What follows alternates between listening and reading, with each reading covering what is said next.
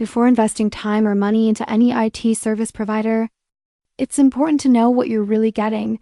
And in this video, I'm giving you a detailed look at the Valcon Corporation honest review to see whether Valcon Corporation.in is a legitimate IT services company or just another overhyped claim. Valcon Corporation presents itself as a provider of IT consulting, digital transformation, and enterprise technology solutions, promising businesses improved efficiency, innovation, and strategic guidance. But claims alone are rarely enough to judge the quality of a service. In this review, I focus on how their offerings match real-world expectations in 2025, including responsiveness, project management, technical support, and the clarity of deliverables, while also examining user experiences and available evidence of successful implementations.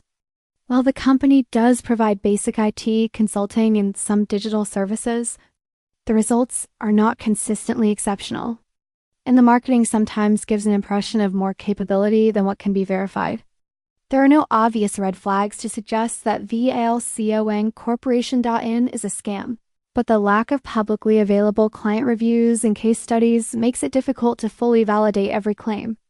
Pricing appears competitive for small to mid-sized projects, but larger enterprises may need to carefully evaluate whether the service depth matches their requirements. Additionally, their website uses standard corporate presentation techniques, which is common in the IT services industry but does not provide strong evidence of past performance.